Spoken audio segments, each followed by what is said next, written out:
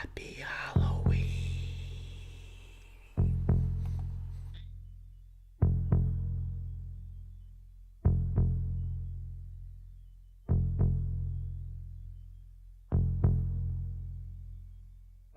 Tonight we discuss a truly terrifying dive into suspense and horror.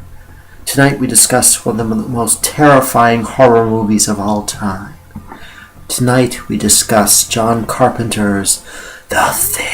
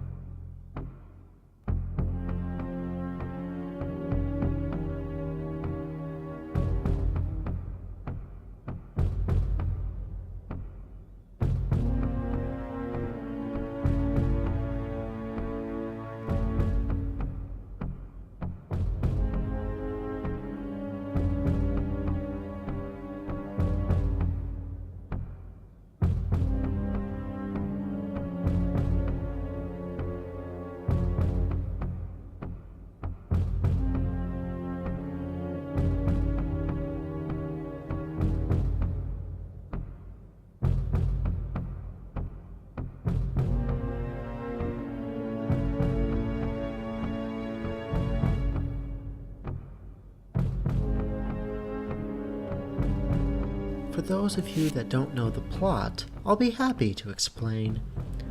It involves a team at a remote outpost in an Antarctic research station. They uncover something left behind by a Norwegian expedition force that turns out to be a sinister alien being, one that can shapeshift and change its appearance at a will by coming into contact with other organic beings. John Carpenter's movie was based off the short story Who Goes There by John W. Campbell, which I will be looking at later. But I'm not here to talk about the book. Oh no. That's a story for another time. I'm here to talk about the story that made that story so special and so famous. I'm here to talk about what you've all been waiting for. A tale of true suspense, horror, and fear, of paranoia and mistrust. The setting is the Antarctic. Somewhere in the early 1980s, I bring to you John Carpenter's The Thing.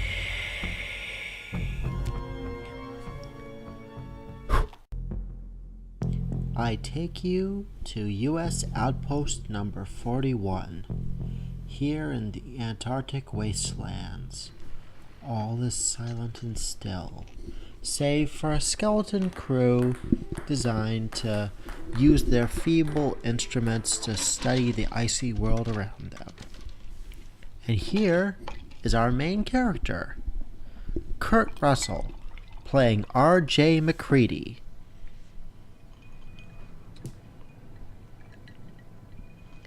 You will learn a few things about him very, very quickly. King to rook 1.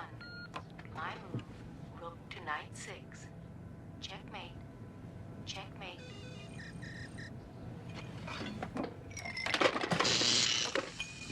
Shooting bitch. That, my friends, is what I really call having technical difficulties. It's then that the crew notices something odd is happening outside. Somebody, in fact a Norwegian, has been shooting at a husky with a high-powered rifle for the good part of about 5-6 minutes in the film. Now, naturally they don't understand why this Norwegian is so keen on having the poor doggy die. But, you see, Lars here knows what the others do not. And if you don't understand what it is that he knows, allow me to translate what he's saying. Get the hell away from that thing! It's not a dog, it's some sort of thing! It's imitating a dog, it isn't real! God damn it, you idiots!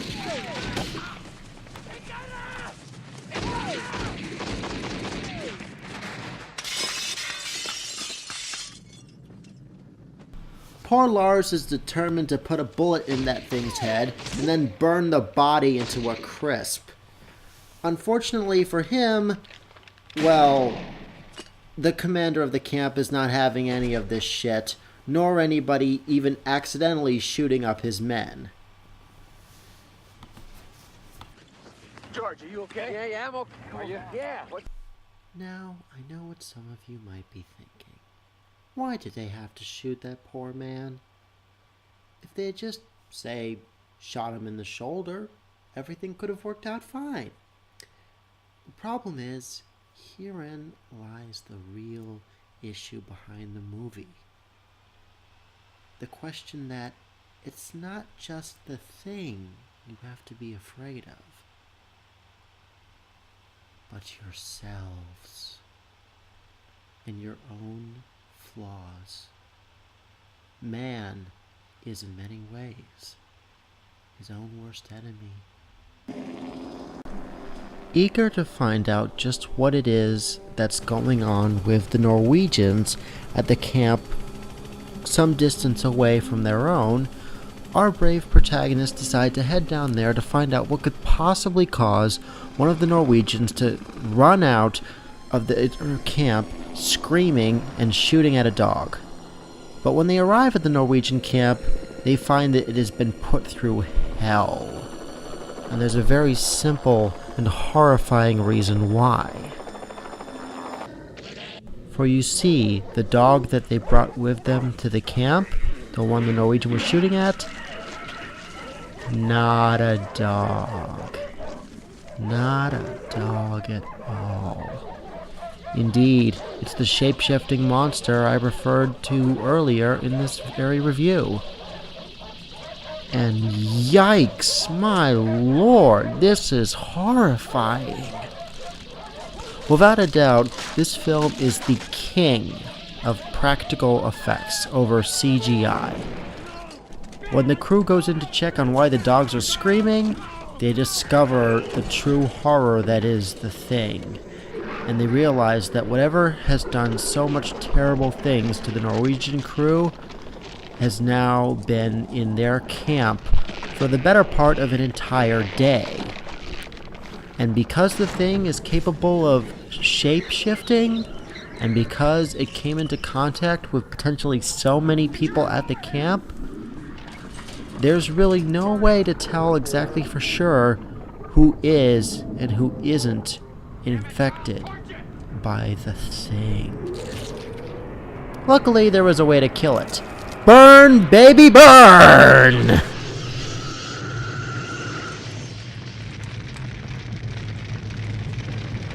Now let me explain why this kind of horror works. It's not like, say, the Resident Evil series.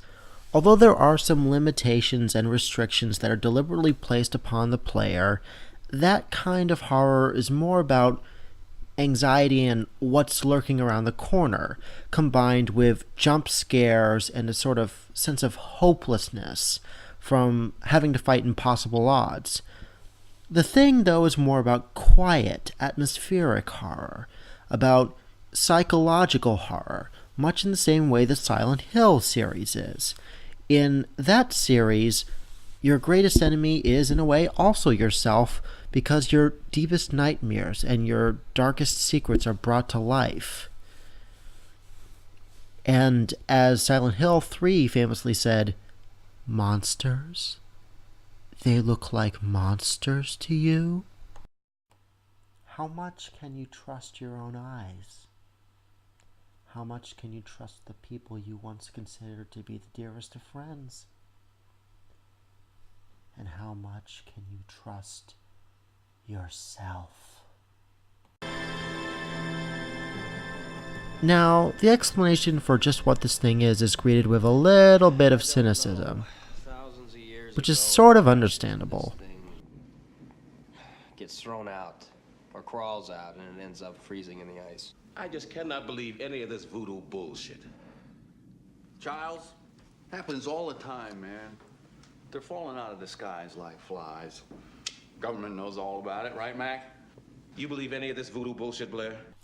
You know, child, I'm aware this must be very difficult for you to grasp, but considering you just saw a tentacle-ish beastly thing rip out of what used to be a dog, you kind of need to start keeping your mind a bit more open to the fantastic. Charles, chariots of the gods, man. They practically own South America. I mean, they taught the Incas everything they know.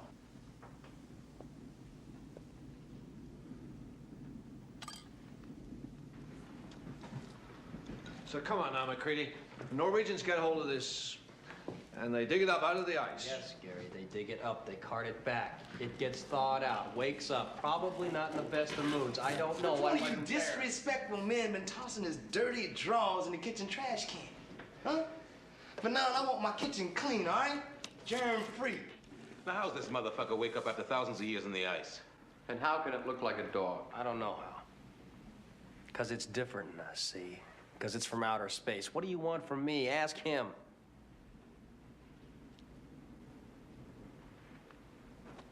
You buy any of this, Blair?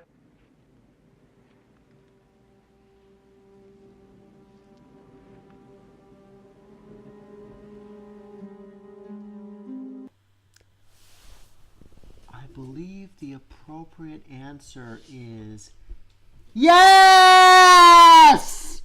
Quite wisely, Blair, the scientist, decides to do some research into the thing to find out just how quickly it can take organisms over.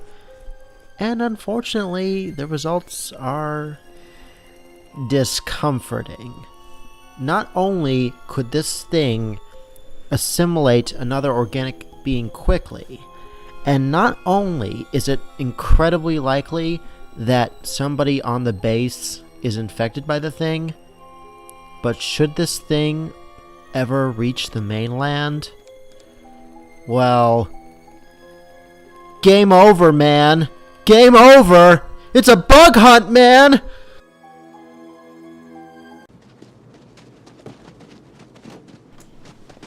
It's then here that the crew begins to experience real problems when their crew members actually start revealing that they are in fact infected. In fact, one of them is actually trying to make a run for it right here, right now. This again plays into the idea of paranoia and mistrust that the film is trying to get across. And you can truly feel the Arctic grip that is wrapping around everybody. Here you're truly cut off from the outside world, and inside you're becoming more and more cut off from your friends and comrades.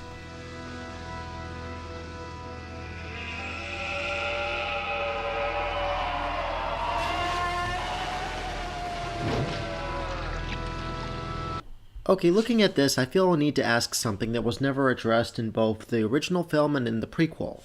The motivations of the thing. What does it want? Why does it do the things it does? Is it evil? Is it just scared?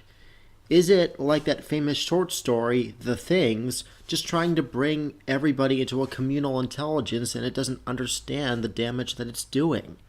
Is it good? Is it evil? We never really find out. But from what I can see so far in the movie, it just seems to be nasty.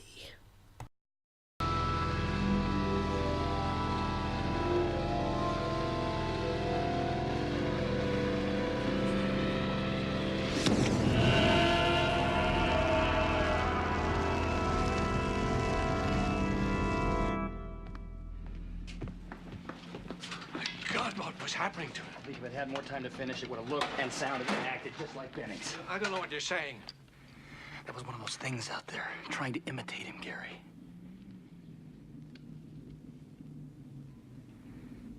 Come on. McCready, I know Bennings. I've known him for 10 years. He's my friend. You gotta burn the rest of them. It is herein that we see the beginnings of real paranoia and mistrust. Here that we see that people are no longer what they appear to be. Here sow the seeds of fear and terror. This is what real horror movies are about, building up an atmosphere of suspense and horror requires careful precision. This is why The Thing is such an excellent horror movie. And another thing that contributes to it being a good horror movie, nobody is stupid. The characters act exactly the way you'd expect normal people to react. When confronted with a real dangerous threat, they're confused to an extent, but they react quickly when they realize what it is that hurts the darn thing. And realizing the danger that the thing possesses should it ever reach the mainland, Blair has decided to take matters into his own hands. You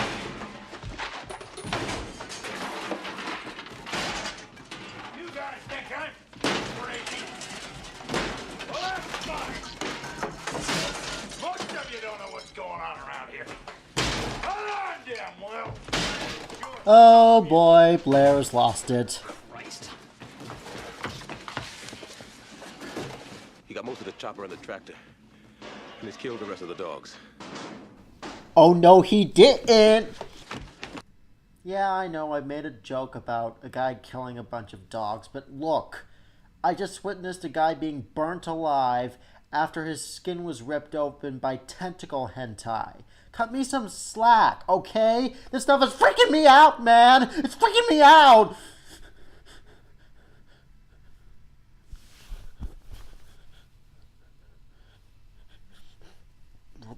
Thing turn on.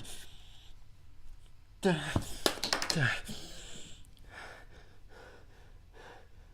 do all the lights always have to cut out at the worst time?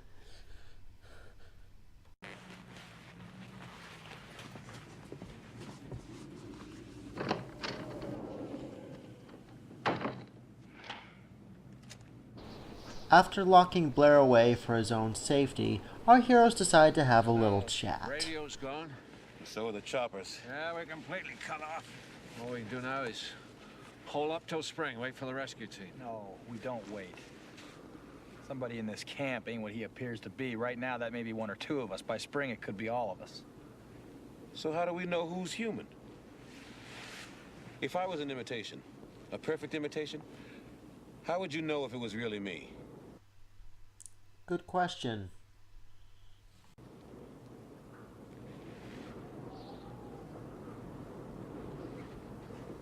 Is there some kind of test, Doc?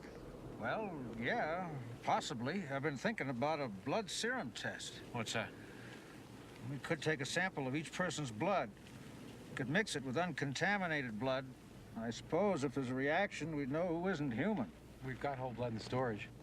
We start working on that. You're close, but you're not quite there, I'm afraid. I know I'm human. And if you were all these things, then you'd just attack me right now. So some of you are still human. This thing doesn't want to show itself. It wants to hide inside an imitation. It'll fight if it has to. But it's vulnerable out in the open. If it takes us over, then it has no more enemies. Nobody left to kill it. And then it's won. There's a storm hitting us in 6 hours.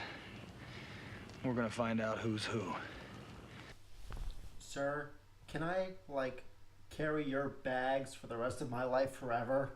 Yeah, man, just relax. Unfortunately, the paranoia and mistrust hits a high note just as poor old Norris starts suffering from one of his famous heart attacks.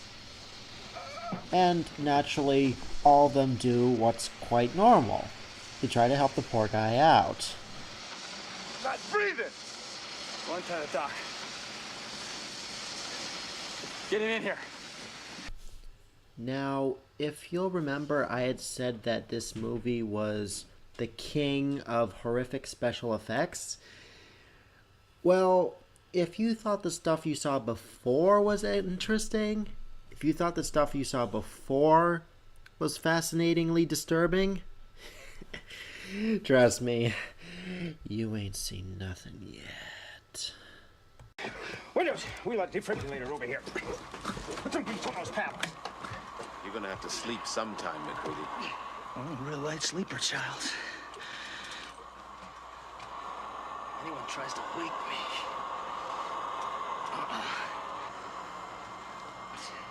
Clear!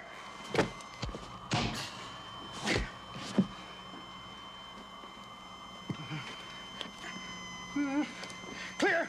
Clear. And if you thought that was scary, you ain't seen nothing yet.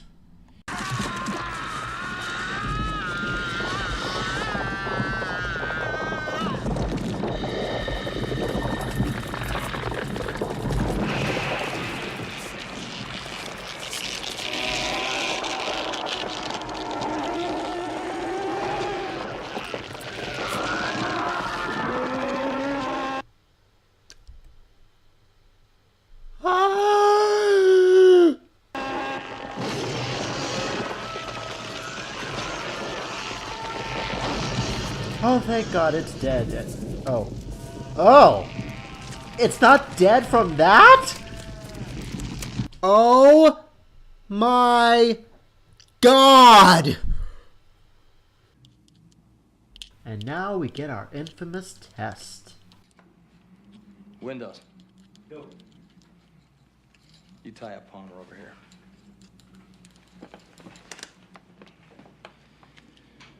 We're gonna draw a little bit of everybody's blood.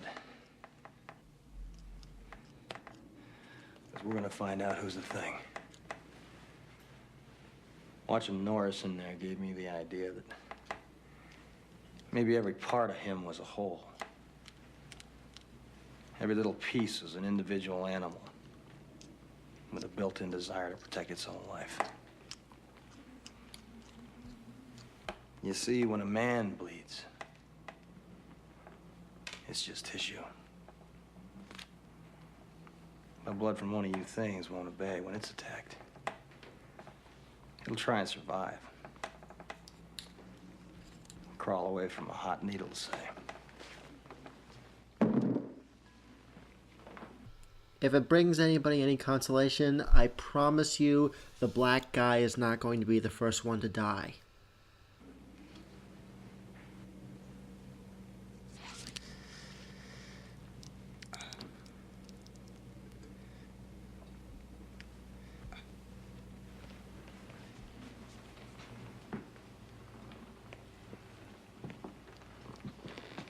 Now you.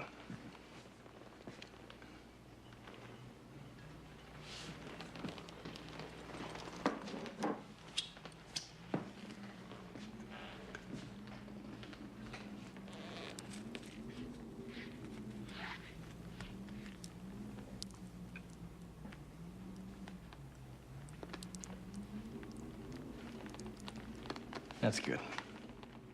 All right, move back. Over there.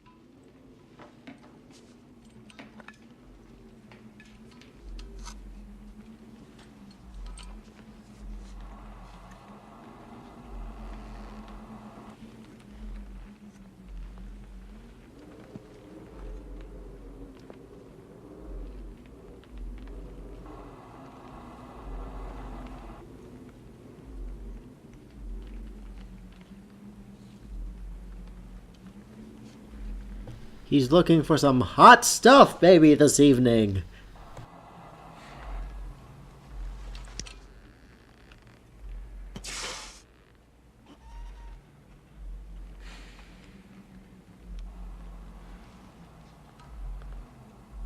I guess you're okay.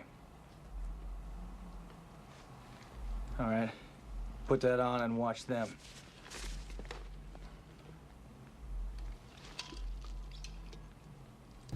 That's one down. Now I'll show you what I already know. That I am Snake Plissken.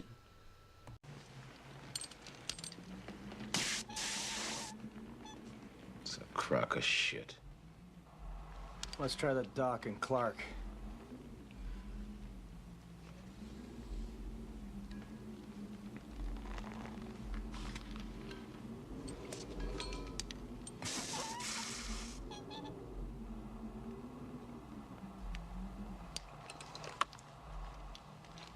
Now, Clark.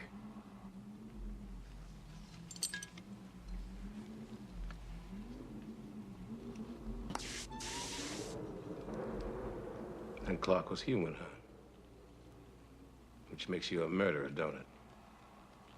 Shot a man in Reno just to watch him die. This is pure nonsense. Doesn't prove a thing. I thought you'd feel that way, Gary. You were the only one that could have got to that blood. We'll do you last. Don't do that, movie! Don't do that! Retreating! What is it? Diarrhea is like a storm, raging inside you.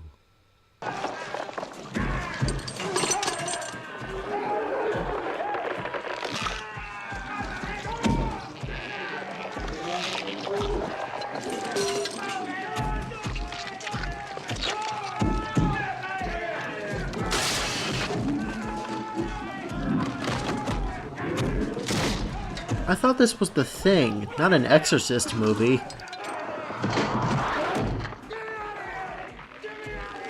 Don't just stare at it, dude!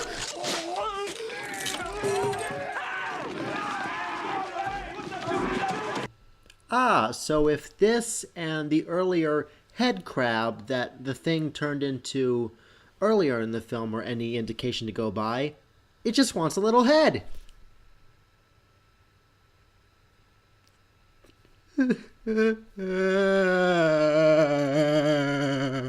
After two more of the infected crew are dealt with, it's time for Knowles, the kitchen worker's turn. And the kid is alright. He's totally human. Not dead yet.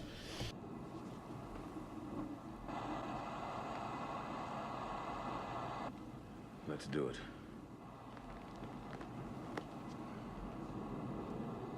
And Childs is also human.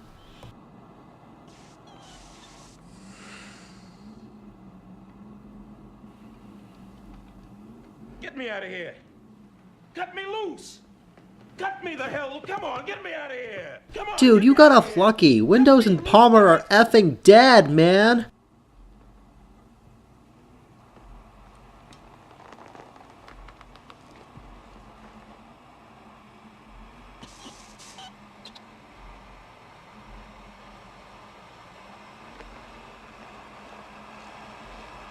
I know you gentlemen have been through a lot.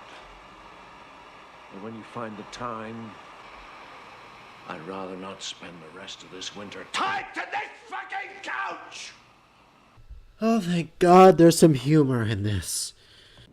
We're going out to give Blair the test. If he tries to make it back here and we're not with him, burn him.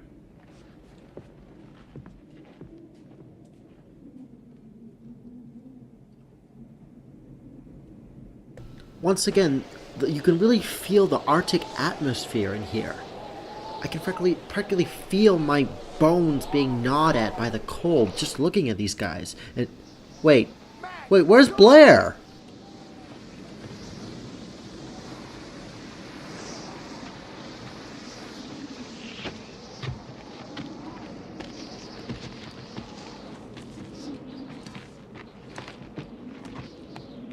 How'd he get out? Well, actually, he went down below. He's been working on a little special something. Yeah. A way out. For the Thing. I mean, it's not much, but considering he had to pull together scraps from an Antarctic research station that was bare bones to begin with, not bad. What is it? Something he's been making. It's a ship of some kind. Stole the parts from the helicopter. Smart SOB. Put it together piece by piece. Where was he trying to go? Any place but here.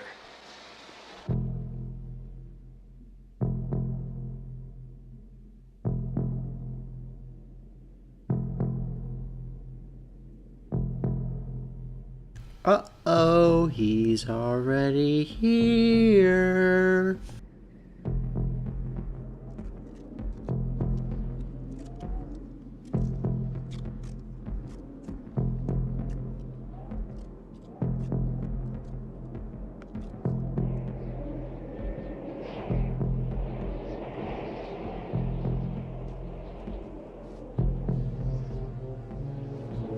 Hey, you guys, come here. Come here.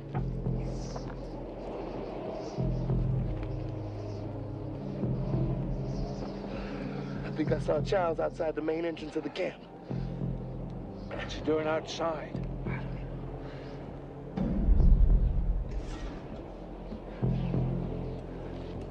Ah, the power's gone out. I can relate.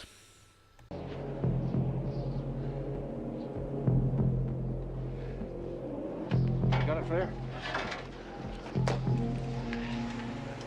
We got back inside and blew the generator. 6 hours, it'll be 100 below in here. Well, that's suicide. Not for that thing. It wants to freeze now. It's got no way out of here. It just wants to go to sleep in the cold until the rescue team finds it. What can we do? What can we do? Whether we make it or not, we can't let the thing freeze again. Maybe we'll just warm things up a little around here.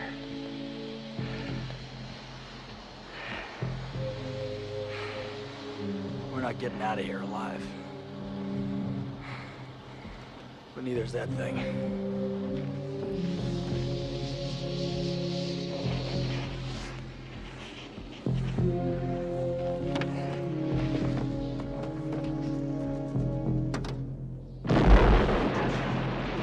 America! Fuck yeah! Coming again to see the motherfucking day, yeah! And so our heroes set about to blow up everything in sight around the camp. They're not gonna leave a scrap behind if they can help it.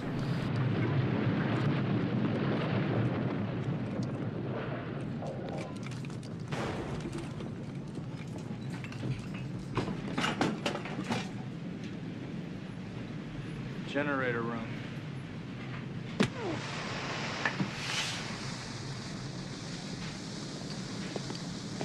Unfortunately, this is the part where they make the classic mistake all horror movies protagonists make. They kind of split up.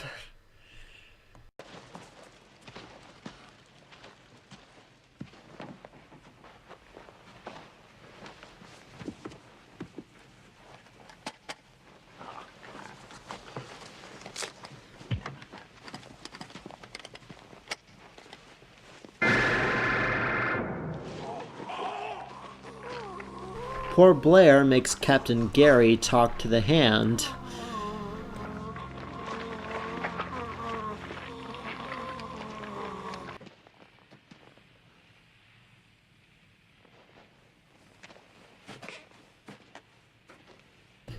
And Childs disappears while Knowles just sort of wanders off. Oh, jeez. I said, how's it?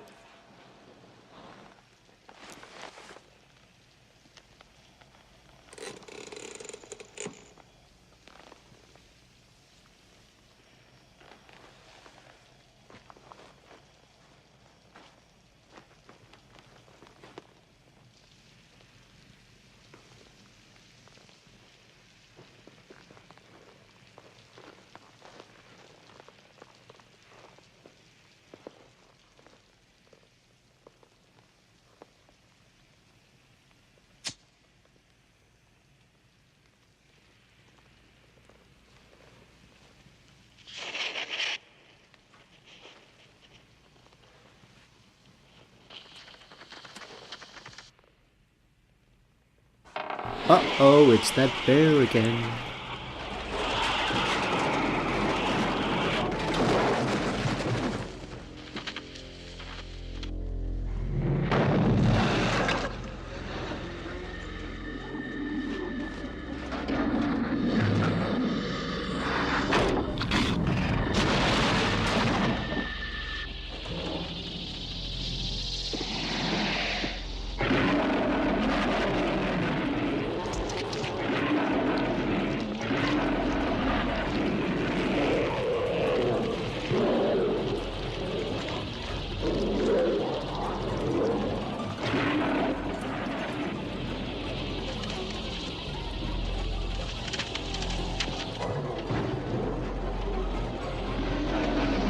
Badass line in 3, 2, 1. Fuck you too!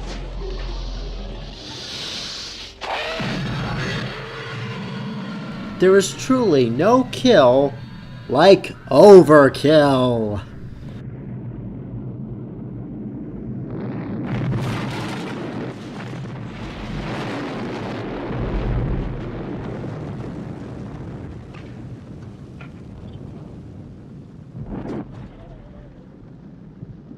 And so at last, the thing is dead, with only Childs and MacReady remaining in a wrecked out hollow shell of an Antarctic base, with the cold slowly closing in.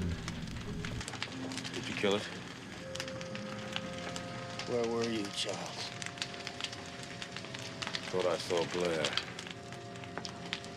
I went out after him. Got lost in the storm.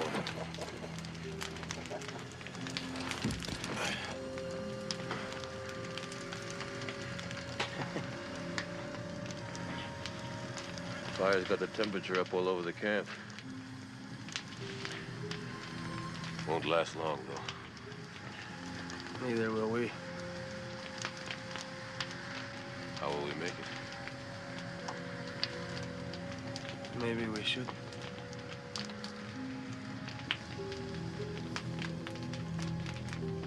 If you're worried about me, If we've got any surprises for each other, I don't think we're in much shape to do anything about it.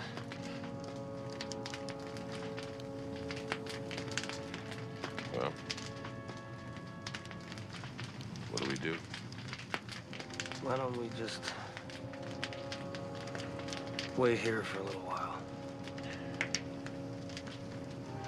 See what happens.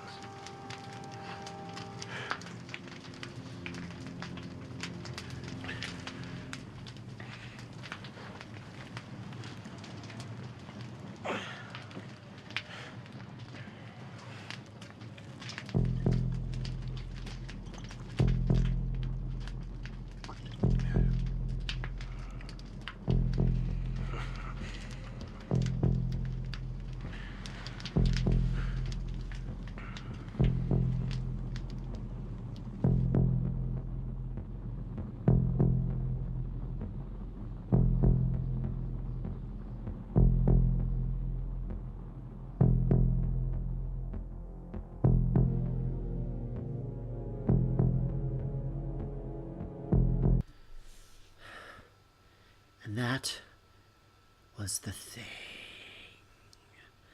by John Carpenter.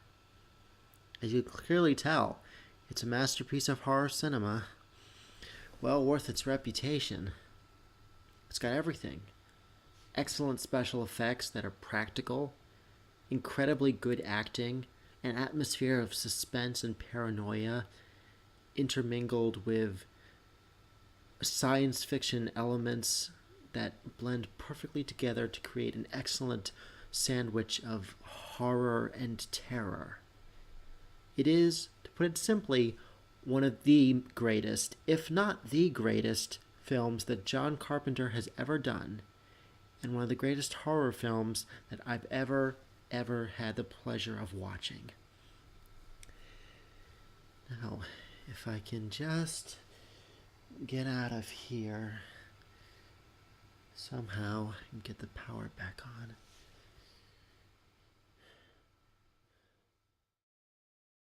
Ah! Come on! Turn on, you stupid extendable Bic lighter. Oh. Oh. Oh, hey. Hey, cutie. What a beautiful looking dog. What's your name? Where are you from?